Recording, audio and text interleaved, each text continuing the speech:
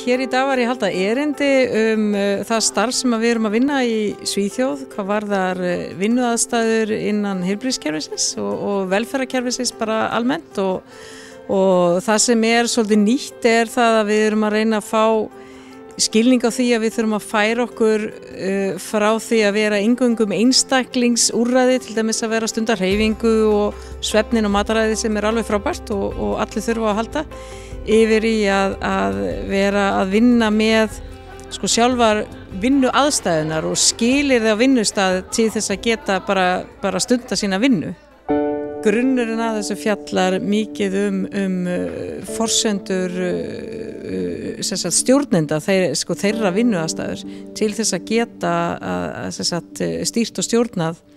Þegar við erum að tala þessi kannski 3 svið, einstaklingurinn, hópurinn og svo vinnustaðurinn, að þá þessi einstaklingsúrræði sem hafa verið sem bara mjög góð og hafa verið við lýði í mörg ár, sem þessi hreyfing og núvitund og jóga og allir þessi góðu hluti sem verið að gera. Og fyrst og fremst fjallar með að fólk fái hvíld á milli stríða og ná sér í orku en síðan að koma í ljós að þetta ekki nægjanlegt, heldur við þurfum að vinna með vinnu sjálfan hópinn. Þar fjallar þetta rosalega mikið samskipti og samskipta örðuleika og það svolítið sóun á tíma sem að fer í velferðarkerfinu á því að við erum ekki að tala nógu vel saman og fullt af hlutum sem að fer miður út af misskilningi.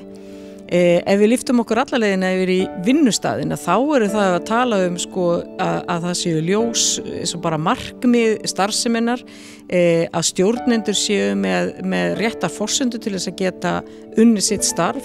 Að stjórnandi í velferðarkerfinu getur ekki verið með 70, 80, 90 manns sem nánasti yfirmaður. Það átt enga möguleika á því að huga að öllu þessu starfsfólki og allt sem það þarf á því að halda.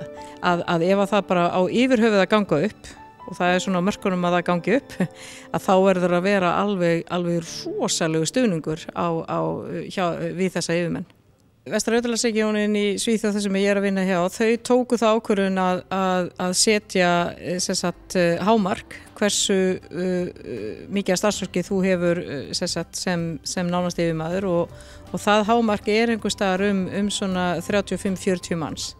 Og það svona talið að við í þessum flóknu störfum sem að heilbrigðiskerfið að takast á við, að þá ekki möguleika á því að vera að fylgja sínum hópi. En síðan náttúrulega til aðstæður þar sem að þú getur verið yfirmaður yfir fleiri einstaklingum, þannig að en það fer rosalega mikil eftir hvaða stuðningsþætti þú ert með í þínu starfi. Deildirnar hafa leyst þetta á mjög mismunandi hátt og þetta náttúrulega breytingaferli sem tekur alveg rosalega langan tíma. Þetta með þjálfun hjá stjórnendum, það hefur verið, við erum mikið að ræða þau mál í Svíþjóð, vegna þess að það hefur verið allt og mikil áhersla lögð á stjórnendan sem einstakling. Þínir persónulegu eiginleikar og einkenni stjórnendan, að maður sé góður í svona streituþjálfun og að maður sé sterkur sem einstaklingur. En það allt og lítið af því að fara í gegnum hvaða forsendur þú hefur í starfi til þess að geta stjórnað þessari deild. Hvað ertu með marga starfsmenn og hefur tíma til að fylgja eftir öllum þeim skýrslum og allt sem að þarf að fylla í og allt sem að þarf að gera. Og ef ekki, þá eru forsendur starfsins ekki til staðar. Að þetta vinnuaðstæður og við erum að vinna því og ekki að vera einblína á hvort þetta sé kona eða karlmaður.